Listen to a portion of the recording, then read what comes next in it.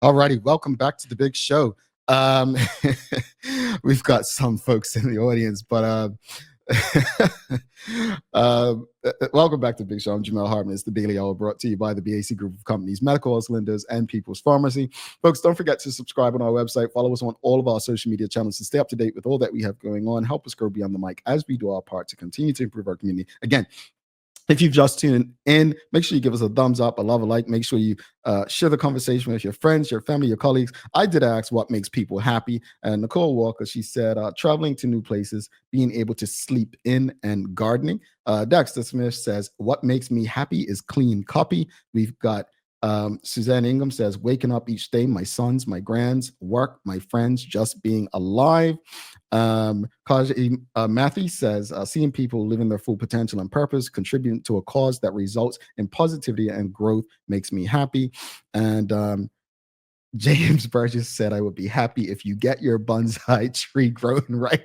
Thank you, James. I appreciate you. See, he didn't throw my bun. You all, look, I've got some hate mail about my bonsai tree. I'm just getting into it, folks. And I'm not giving it back to the earth because how I watered it. Man, I haven't given it any love since I did the show last week. After the show, I'm going to put some water in there, all right? It's hard. Look, I'm not a parent.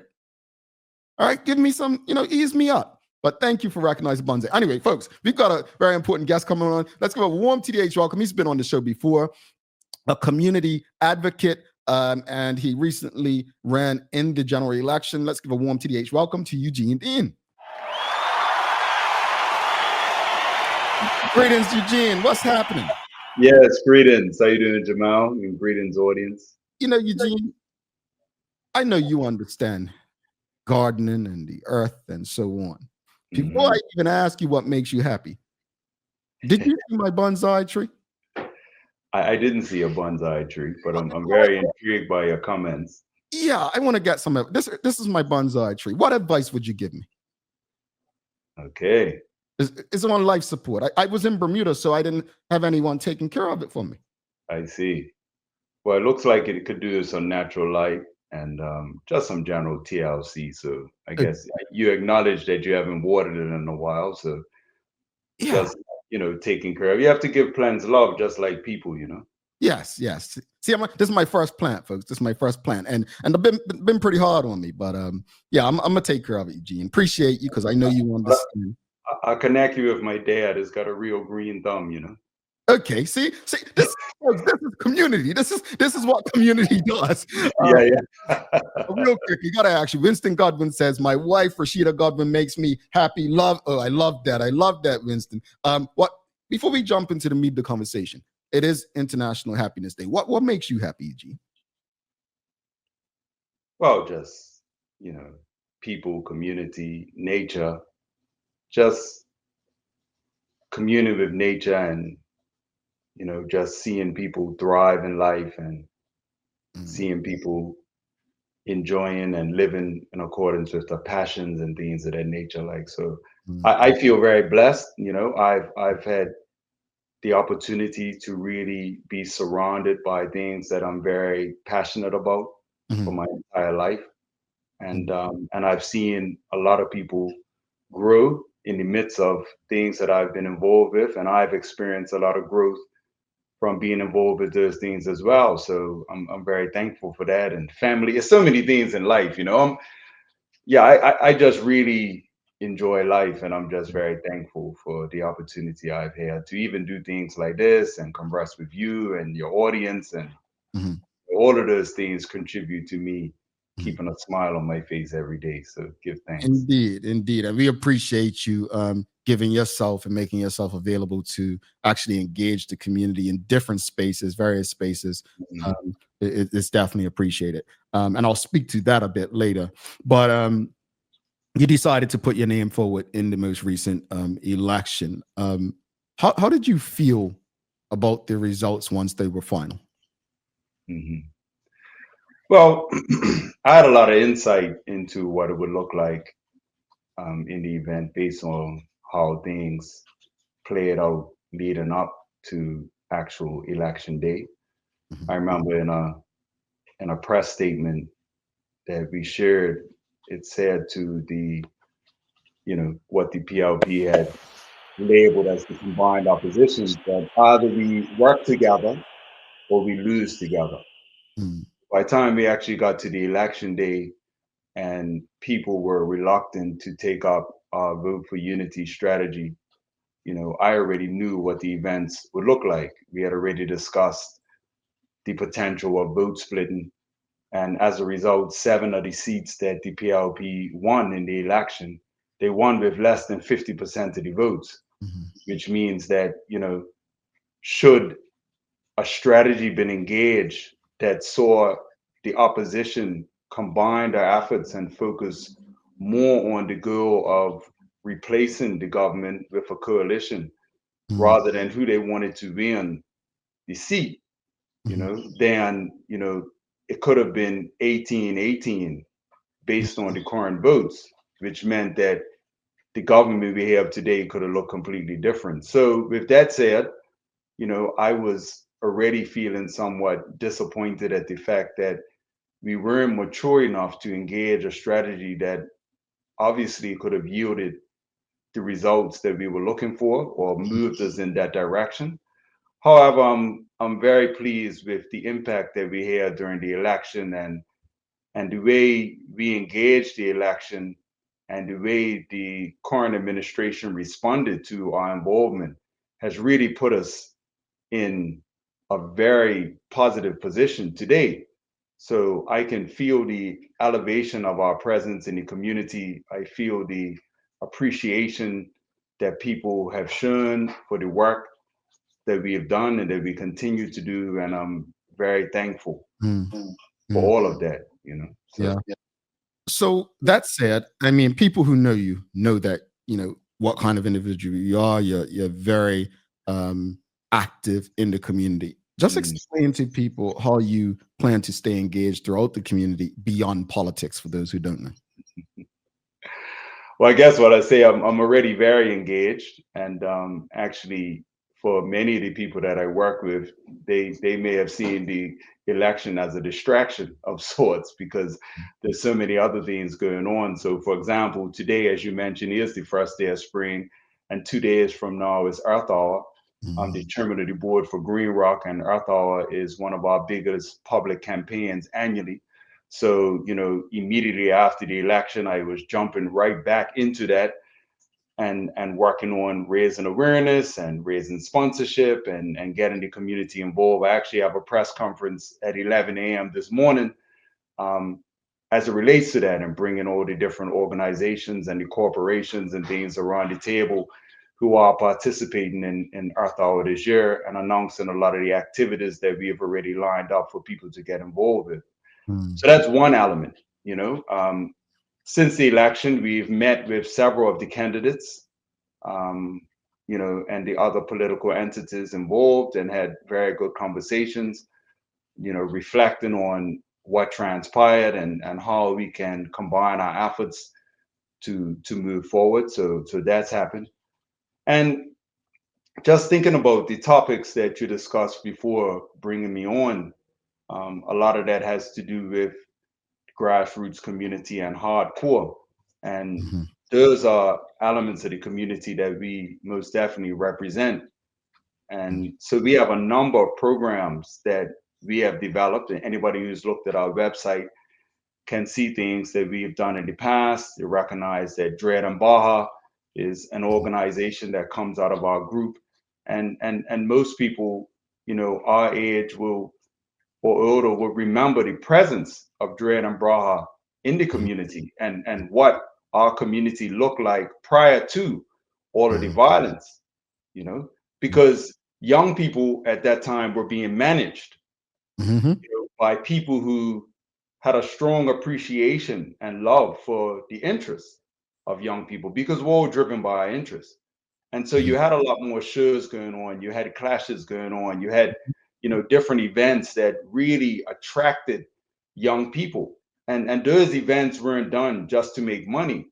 mhm, Those events were programs, mhm, right? And through those programs, young people were being engaged in a way where they were being shown certain principles and characteristics that it was important for them to embody. And as a result, Dread and Baja events, went without violence, in Mhm. spite of people being concerned of the type of people that the events would draw. So, when we talk about things like youth violence, it's very important for us to go to the root, Mm, to understand where these things actually came from. Because prior to 98, we didn't have that problem. mm, And then why did we have the problem afterwards? We talked a lot about broken promises from this administration. mhm, You know, if Dread and Baja was so strong, and if Dread and Baja was so critically involved in the PLP winning the election in 1998, why soon after that election did you see organizations like Dread and Baja disbanding? mm, That's very critical, like mm, for people to ponder. And mhm, these are the type of stories that haven't been told. And this is why we released our website. So anybody who's been on our website mhm, would see why, you know. The mhm, PLP is very aware of the role that Dred and Baja, members of our team, played in them winning the election in 1998. I mhm, was in a cabinet meeting with my partners where that was being discussed. mhm, Ewart Braun got emotional and cried and had to excuse himself when we were discussing this precise history. mm, They openly acknowledged the role that our team played in them winning the election privately. They have just refused to acknowledge it publicly, mm, right? And the other thing they refused to acknowledge is how they sought to cut the legs beneath us immediately after the election because, you know, they have shown an unwillingness to work with people who aren't particularly signed off on being on their team exclusively, mm, right? In fear of giving power to people who may at any given time use that power against them. Now, we're not particularly interested in power. mhm, What we're interested in is effectiveness. We're interested in a stable community, a mhm, strong community, a country that's thriving, and our people having their needs met. mhm. But because political entities tend to be primarily interested in power over people, right? Those are the things that concern them Mhm. about others. We tend to project our perspectives on other people, So regardless of what the other people's perspectives are. and I think anyone who understands what you're saying gets it. But for those who don't, it's the first time they're hearing this. How do we change not the narrative but the actions? Like what do we do to hold them accountable, the elected government, to ensure that those with solutions are not just brushed to the side because they're no longer in that inner circle, right? Because at the end of the day, Bermuda's at a crossroads. You see homelessness, right?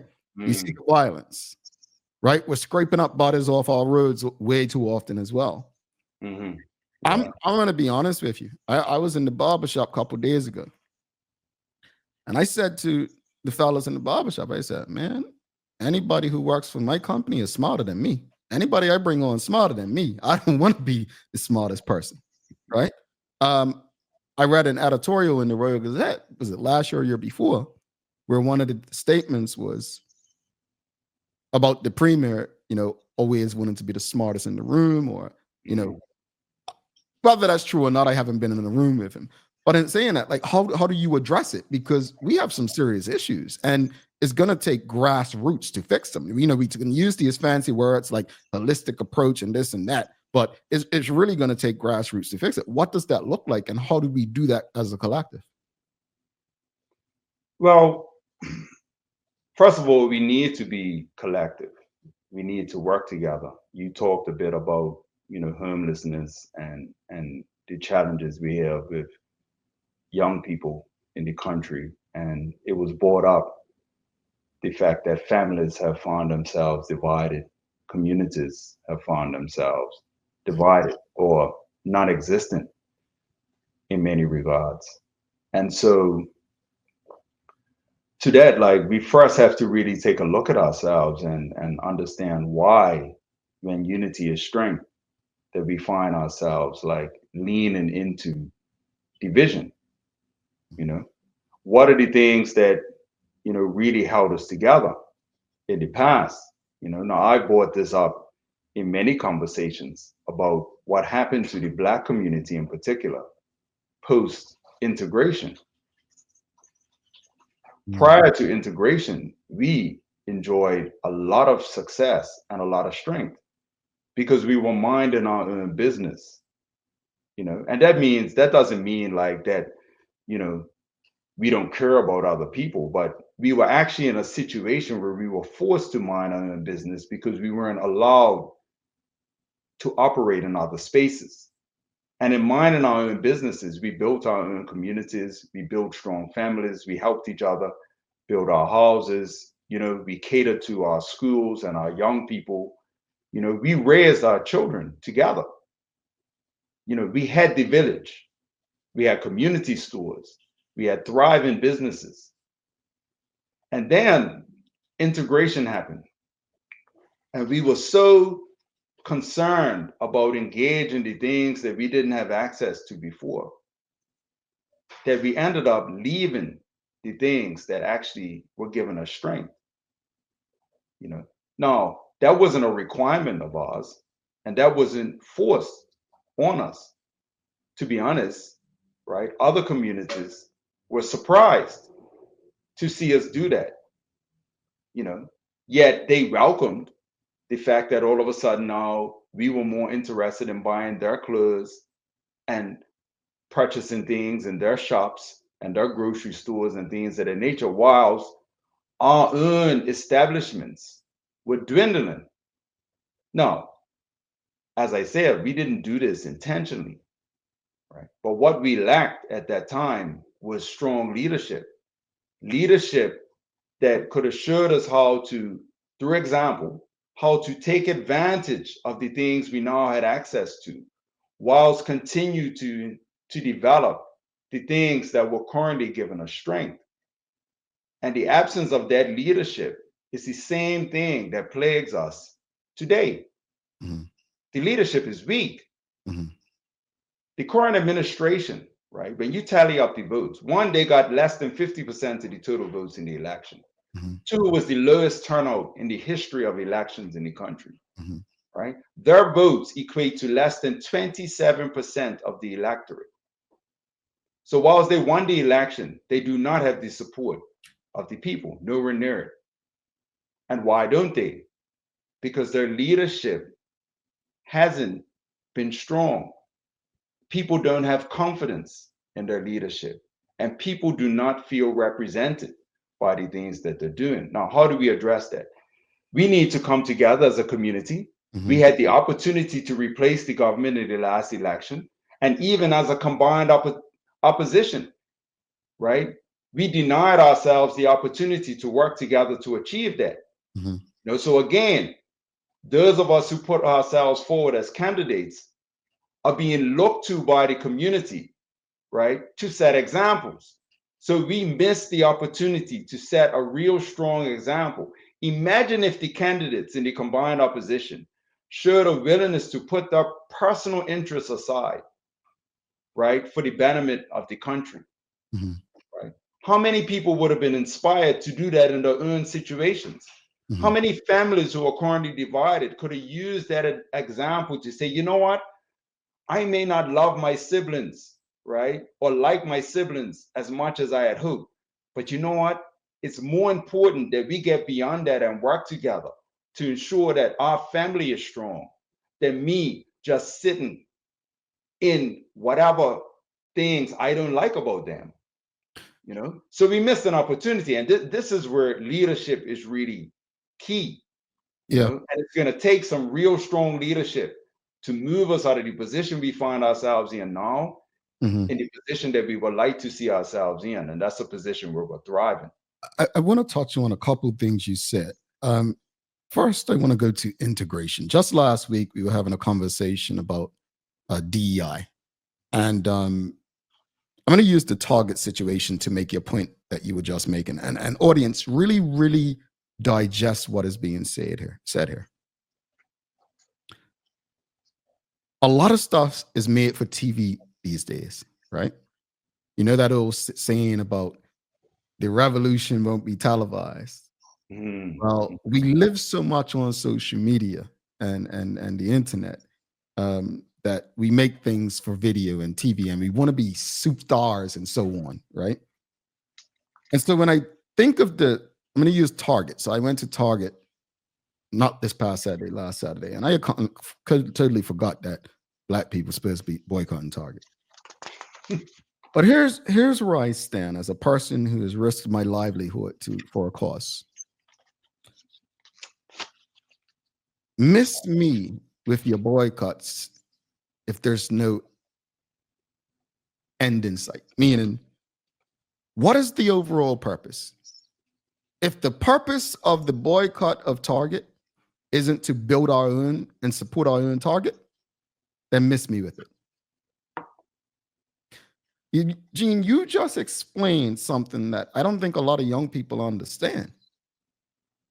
The reason why other groups were excited or so accepting that we began to support their entities and not our own is how we became the biggest consumers. They realized, oh, okay.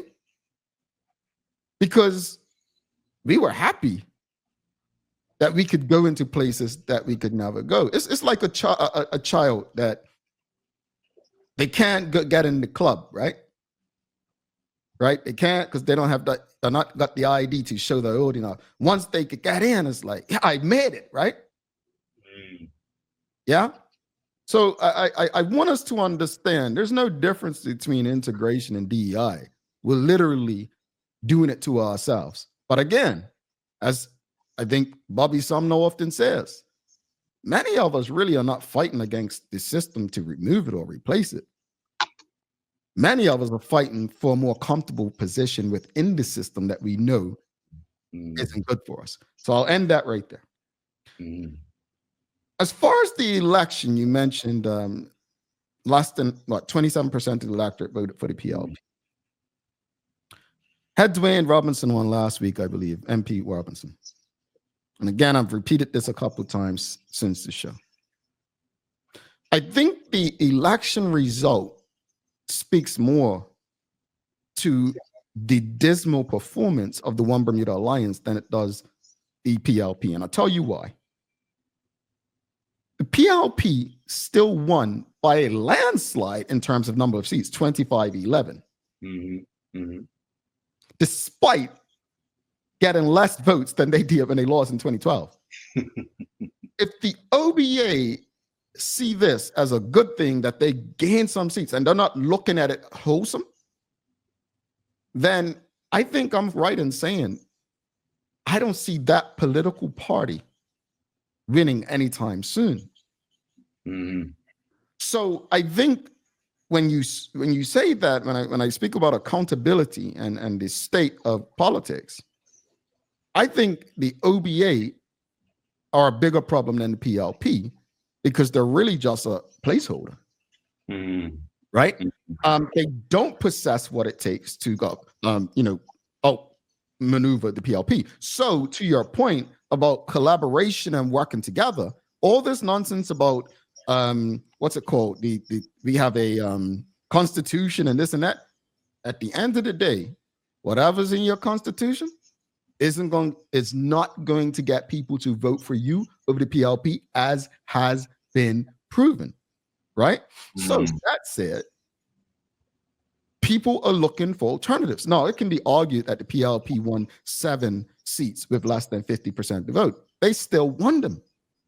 And the fact that people chose to split between independents and others versus voting for you, that should speak to where the minds of the electorate are. Now, I want to shift gears a bit, and you can touch on anything I said. I want to shift gears a bit because last week, Sumner, who's known as a comedian in the community, he wrote something on Twitter, X. He says, say what you like about Sophia Canonera, but at least she has the guts, he means, to stand up to the folks everybody else lays down to. No. Sophia Canonera was on election day. Trevor had her on video, and she irritated some people, right? And I even was like, oh no, this ain't good. Like, what is she doing? I spoke to someone and they reminded me. And again, sometimes we have to be humble and have some humility, right? Because Sophia's situation is really no different from mine with conscription. Her actions are really no different than mine. Maybe we approached it wrongly, right? Mm. And when I say approached it wrongly, based on who our audience is, not that we were wrong, but based on who our audience is, because people only understand things from their perception, right? But I responded to that tweet, Eugene, and I said, I'm conflicted with this because while I do believe that some stuff is over the top, my opinion, having fought similar causes in an aggressive manner, I get her. It's easy for those who've never risked anything in terms of social justice to criticize and question others who have, right? It's a very comfortable place to be. That said, she is a friend of yours, and I'm being very genuine in asking this. She's received a lot of criticism from various sectors of the public. I've been there. I know how it feels. It's not a good feeling, no matter how much you block out. How is Sophia Cannonier doing mentally? Well, give thanks. Sophia is a very strong woman, and yeah, it's really an honor and a privilege to have worked with her on community initiatives, for over 20 years now. And so Sophia is fine. Mm, The negative comments, they tend to spur on, to mm, be honest with you. Um, when you operate in spaces like this, right? One thing that is important to grasp is that it's far more important to understand than to be understood.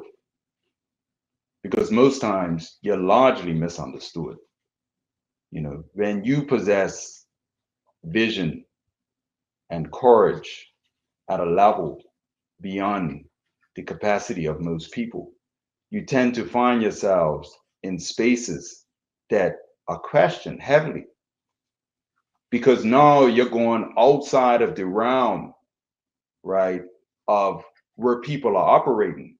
So you're in a space that's very unfamiliar. And when you're in a space that's unfamiliar, it's very easy for people to get confused about what you're doing and why you're doing what you're doing. And generally it takes a lot of time for the whole circle to form, mm, in order for people to develop the type of rationale that says, oh, okay, so now I see why you were doing what you were doing. Because in the moment, it's very difficult to appreciate. Now, either you got the tough skin for that or you don't, mm. and that's just the bottom line. And for Sophia, she definitely has it So because let me you know ask you this then. she goes at things. Let me ask you this. Yeah. So, what role do you believe public perception of individuals, right, plays in political support, and how do you believe people like yourself and Sophia can change that perception over time? Because let's be honest, it's a popularity contest, right? It's, Mhm, mhm, mhm, I said this before. One of your opponents, Jamal Simmons, right? He's not winning because it's him, right. because it's a PLP spot. David Yeah. Burt is not winning because people like David Burt. He's winning because it's a PLP Yeah. area, so on. So if you, for instance, were PLP and Jamal Simmons was Imperial Group, Eugene Dean would be the MP, right? Mhm, But mhm. how do we change public perception of, or do we change it? Do we just allow them to come around on their own? Well, you make a valid point because one of the concerns in the community is that people who are involved in the political arena, right, receive value from the organizations that they're associated with. And the two examples that you just used are really perfect examples of that. And there are many others, you know. There are very few people, if you really think about it, who have entered into the political arena who add value to the organization that they're a part of more so than the organization adds value to them. Mm, And one way to determine that is to just imagine the person in the absence of that association, right? Eliminate anything that they have spoken to or achieved or been involved in association with that organization. And then ask the question, like who that person is. mm, mm, Then you will start to be able to see the people who add value to organizations and the people who benefit from the value that organizations add to them. mm, Now, in terms of dealing with politics, obviously it requires an extreme amount of diplomacy mm, because, you know, how do you manage engaging in controversial topics whilst maintaining, right, the relationship that you have with hundreds or thousands of people who at times may not understand, right, the area that you've moved into or that the position that you're holding. So it requires like a lot of patience and, like I said, a lot of diplomacy, appreciating who your audience is and how to communicate to that audience, mm, appreciating where people are in their own evolution and being able to speak to them in a way that they can understand, or having a sense for when you've developed enough trust mm, within the community to branch out in an area and to do things that may seem controversial without damaging, right, the respect that you've already garnered. mm, And a lot of times it has to do with not just what you're doing, but how you do what you're doing. Because at the end of the day, people, whether they agree with you or not, right, can respect the principles you stand on and the characteristics that you exemplify, you mm. know. So this is where personal development becomes key in being able to deal with this. And for all of us who are in this arena, you're learning on the job, right? Mm, mm. Yeah, So yeah, it takes a lot of development and growth. yeah, indeed. Audience, if you have any questions or comments for Eugene, you can send them through. We'll get through as many as possible. Sean Smith's asking, Eugene, what are your thoughts on the throne speech? Did you hear anything you liked? To be honest with you, I tend to avoid things like the throne speech because of the level of frustration that comes from the things that are said in them. You know, we tend to deal with a lot of broken promises in politics. It's a lot of things that are said because the understanding is that that's what people want to hear, but the means to actually follow through on these things very rarely exist.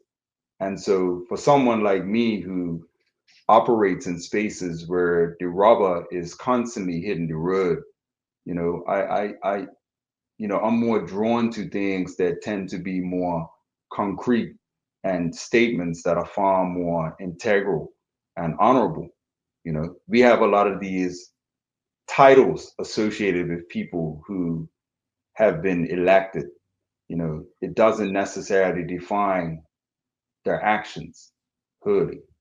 you Mm, know. mm, So yeah, the throne speech for me is neither here or there. It's more like, it's I'm more concerned about what you're doing mhm, rather than what you're saying, because talk can be very cheap mhm. and actions speak far louder than words. Yeah. Eugene, how can, look, we speak to people being involved, right? There are people who I've said this for ages, like literally since 2007 when I first got into radio in Bermuda, that our power lies in more than just a vote. While I understand people sacrificed and died for a right to vote, I don't truly believe that people go beyond politics. I don't like to toot my own horn, but like yourself, I've been very active in, you know, my community as well, right? Mm, Whether it's coaching, mentoring, or just any form of community service. I think we live in a time where social media has just made us believe that if we're outspoken and we have a voice and we have opinions, that we're making a difference. And yes, times evolve. That could possibly be true. It could, put you out there. But what would you say to someone like, I mean, obviously, if they wanted to get involved with Imperial Group, like how would you advise someone to go about holding the government accountable and even working with yourself going forward?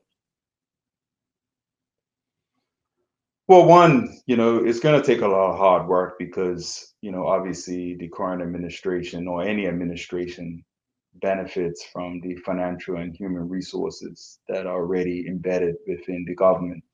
And those resources can be leveraged to push forward their programs, regardless of whether the programs are valid or beneficial for the populace or not. you know, in Mhm, the community, we have to find the means to raise the level of our game mhm, to be able to meet the standards that the current administration is able to achieve and even exceed beyond that without having the financial or human resources at our disposal. So, mhm, with that in mind, if anybody is interested in getting involved with any of the initiatives that we have developed, then there are a litany of them, mhm, and they really require people who are willing to dedicate time and energy, and it's going to take sacrifice. The mhm, sacrifice always comes before the reward. mhm, There is no easy answer. It's not about like showing up and being like, okay, I can help for 2 hours. While that may be helpful with some things, really what's needed is people who are willing to come around the table and be involved, mhm, for a sustained period. No, it's not to say that you have to be involved 7 days a week, but if you choose to give one evening a week, and on that evening every week or one day on the weekend or weekends or whatever it is that you make yourself available for, if you're prepared to be consistent with that, mhm, right, and apply all your skills and expertise during that time frame, then that can be very beneficial. And mhm, really, I'm a representative of the Imperial Group, and there are a lot of people that I represent in that regard. There's a lot behind me that is not seen in the way that I'm seeing.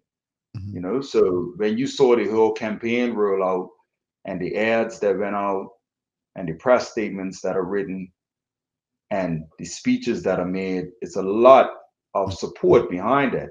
you know I am not standing as an island.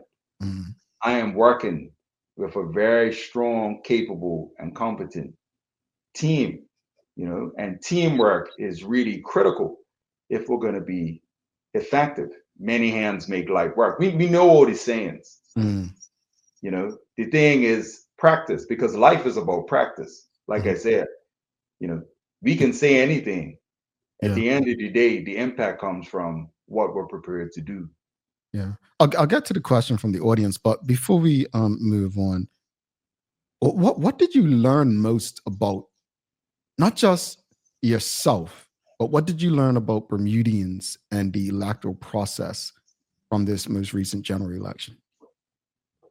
Well, what I learned is that, you know, we're growing. I've said previously that years ago I felt that we were laying back in lounge chairs when it came to politics in the country.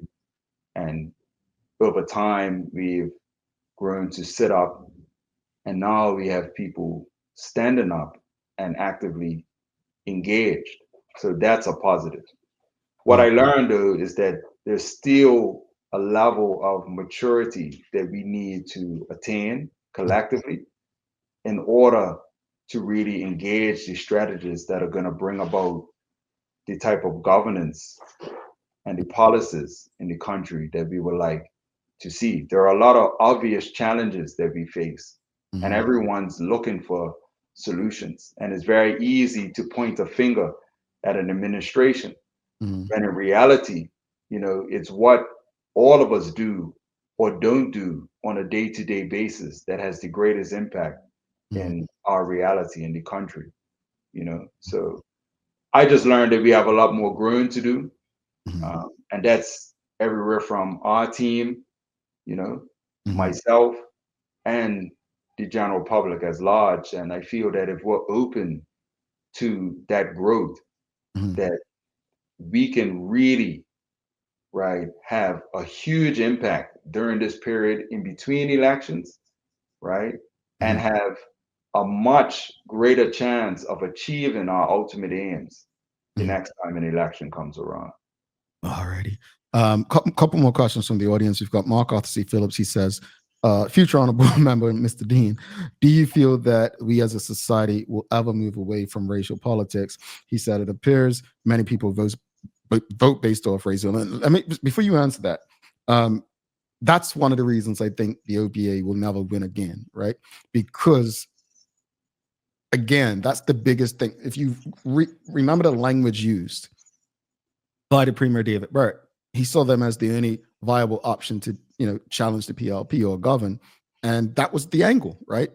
The elites, that was the term he was using, right? But Mm, again, if you have a party of Eugene Deans and Mark Beans and so on, or individuals or whatnot, you can't use that racial argument. You get mhm, me? So, mm. like, yeah, speak to that. Like, whether you believe we will ever move away from race politics, as Mark's asking. Well, I feel that a lot of positive work was already done during this election to move us away. I know that we released a lot of content targeted towards that, and obviously, it's far more difficult for the current administration or the premier to use race when dealing with someone like myself. However, race has been the only card that the PLP has used, Mhm, and the more we move away from that, then the better it is for the country. Because again, it doesn't matter how we're divided.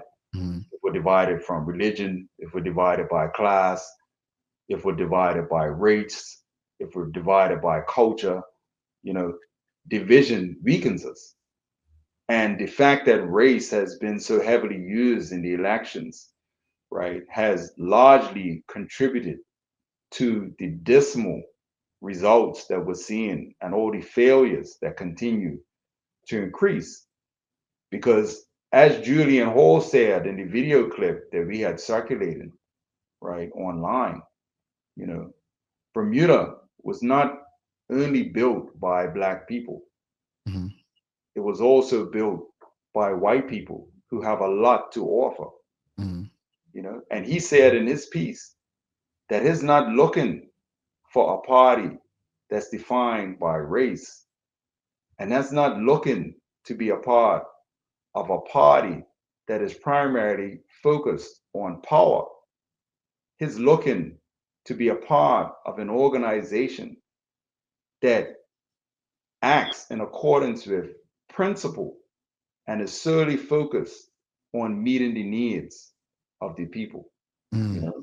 So the more people we have speaking to things of that nature, the more people in prominent positions, right, who have the courage to actually address what's been blatantly obvious over the years in terms of the way race has been weaponized in our politics, then the faster we will get beyond it. So I'm happy to see the work that was done in this election campaign, and I look forward to more people getting involved to speak into this race so that we can get beyond it, get to more healing conversations, mhm, right? And get to a place where we can optimize on the strengths that we have collectively in this country, mhm, regardless of what race you are, culture you're from, religion you're a part of, mhm, or class you find yourself in mhm. society.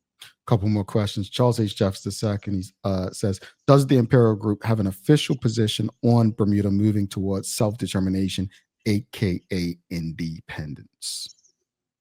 Yeah, that's an interesting point. I mean, of course, we consider ourselves to be independent individuals, and being independent thinkers, right, is something that's required before a populace is best able to take on independence, right, as a whole. I mean, we've seen all around the world that people or countries have taken on independence in name, but when you really look at it, right, they haven't really become independent in terms of their function. So yes, independence is something that our group would love to see. However, right? What is key is that we learn from the mistakes that have been made from others and make sure that our movement towards independence is handled in a way where it benefits us collectively rather than leaving us in a compromised position that sees everyone struggle even more than we are now. Indeed. We've got a comment from WKD Lama. Basically, was there a time that party politics has helped us? I feel that the goal is just to get elected. Hmm. Yeah, I feel that, I mean, what many people may not realize is that the PLP was actually the first political party in Bermuda. So in that time, party politics would have been seen as a benefit. Prior to that, there were independent candidates that were elected to form the government. Mhm. And initially, we're moving into party politics primarily with the Black community looking for more representation. Then, the presence of the PLP was really a positive. And PLP's strength, has really been in being the opposition, because as an opposition, the PLP has always functioned admirably, Mhm. and really did a lot of work to keep the government, right, or hold the government to account. And I'm sure that largely contributed to the success that we experienced, even though people may not have liked the fact that the UBP was the government for such a long time. The fact that we had a strong opposition meant that there was a lot of growth, even in the Black community. We had a huge middle class, our education was up on a level, the economy was thriving, things of that nature. So your points about the OBA now, right, are further examples of what I'm talking about, because the fact that the OBA has largely underperformed in the role as an opposition is greatly contributing to the way the country is functioning Mm. today. And should the OBA find the means to strengthen, right, in the role as the opposition, that can only benefit us Mm. going forward. So I hope that they are encouraged by the comments that are coming out of the community. You know, Otherwise, we really have to question what the relevance of the OBA is. Mm. Indeed. We've got Kajay Matthew asking, uh, being that we are British territorial dependent citizens, how can we turn to the UK for more support, if beneficial at all? Is independence a wise strategy? Mm. Well, obviously, we're in a position now um, as a colony or a British territory, overseas territory, and it's wise to take advantage of whatever benefits that we can get. Um, it is wise to look into being independent, but I think I answered this already. As long as we're learning from the mistakes that were made by other countries, and going independence and making sure that we really beneficial. It doesn't need to go, we're too far down the road to think that we need to put up this big fight and we're looking at the UK as the enemy and it's like this big war, and now we're independent and now we're severed ties, and you know the relationship, the quality of the relationship has dwindled. There's no way to do that. Actually, should we say we wish to be independent now, I don't see any resistance coming from, right, the UK. We were just looking recently and having similar conversations internally of, it being upwards of, I think around 200 colonists at one point, or over 100 colonists at least at one point, and now we're down to a very small number, maybe 14. Mm. So most colonists have become independent. So there's no fight in it at the moment. So we just have to be wise in terms of how we look at the details of it Mm. and make sure that when we're doing it, that we're doing it in a way that ultimately brings value to us. Because otherwise, what's the point of doing it? Mhm. I don't think independence is going to be our choice. I, I think we might be pushed towards it, if anything. Um, After second says, is there any relationship between the Imperial Group and the FDM? It feels like there are a lot of similarities between the two. Also, many are aware that Mr. Dean was an FDM candidate in 2020. Yeah, well, obviously there's a relationship between the Imperial Group and the FDM. I was one of the founding members, of the FDM. I think it's publicly known that Mark Bean is one of my best friends. I've known Mark since kindergarten. I think we were 3 years old when we were first acquainted. And although we don't agree on anything, I don't on everything. I don't know anybody who does agree on anything, rather than it's your friend or a relationship. Then there are, the vast majority of things we naturally have in common because we've spent a lot of time together in our formative years, and we've shared a lot of similar experiences. And even all the other members of the FDM, you know, are very good friends of mine, other than just the young people who have just started. But, even people like Umar Deal, the limited interaction I've had with him is really to share how impressed I've been with Mhm, how he's handled himself and how he carries himself and the things that he's said in the community. So the FDM plays a critical role in what things look like going forward. I would like to see the FDM continue to grow and to grow in prominence, and for more people to come on board and support it and things of that nature. So yes, there is alignment. Yes, there are relationships, and I think these are the things that we have to reflect on and look to optimize going forward. Because what's clear is that we're all going to need to work together if we're going to be looking for change. And I think the FDM, it would have been clear to the FDM from the beginning that they would have to work with people because the FDM had 10 candidates, you know. mhm, Likewise, the independents, you know, although they had 27, I think, independents altogether, mhm, um, you know, the independents also recognized that they would need to work with others, meaning the FDM and the OBA, in mhm, order to form a government. I mhm, think it was the OBA that had the most challenge, feeling like they would need to work with others in order to assume government, mhm, because based on the history of it being a two-party system in Bermuda, mhm, they would have felt that they had the strength themselves to win. Now, we knew this going in, we communicated this to the OBA going in, that you don't have the strength mhm, to win the election on your own. And we encourage the OBA in that regard to work with others. And, fortunately or unfortunately, they tended to see the FDM and the independents as distractions, mhm, people who were getting in the way of them potentially being able to win seats, rather than seeing them as allies based on the principle that an enemy of my enemy is a friend, mhm, and as I said a little bit earlier, I think it was Corey Butterfield on a radio broadcast who said that if the combined opposition had focused more on who they wanted to lose rather than who they wanted to win, then the outcome of the election could have looked a lot different. Yeah, I don't disagree. I don't disagree. Eugene, it's been a pleasure.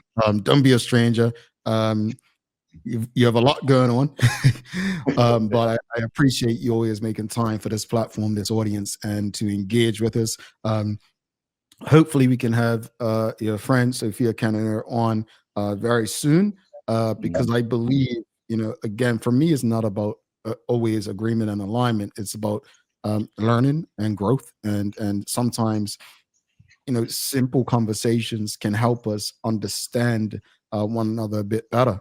Um, the election, it's over, right? Now we have to live with the results of it, but living with the results doesn't mean we sit down and accept what is. Living with the results could mean how do we collectively hold the government to account, but also while doing that, what can we do in the community to help improve Bermuda? And I think you've done that. You continue to do it. And just know that this show exists. If you have anything going on that we need to know, that the audience needs to know, that we can be a part of, please reach out. Otherwise, thanks once again, good brother. Yes, give thanks. And to the general community and to your audience, just know that, right, we've only just begun. We're just getting started. The election was a warm up, and the most significant moves are going to be coming, right, on the eve of that, on the heels of it. So I'm looking forward to what the next year looks like. And I feel that a lot more can be accomplished than many of us have even dared to imagine. Indeed. Thank you so much. We'll be in touch, sir. All right. Peace and love. All righty, Eugene Dean, folks. If you appreciated the conversation, please give us a thumbs up, a love, a like. Make sure you share the conversation with your friends, your family, your colleagues. We're going to take our final break. We're going to be back in about 1 minute, 55 seconds to wrap it up. And I got a daily play for you as well. Stick with us.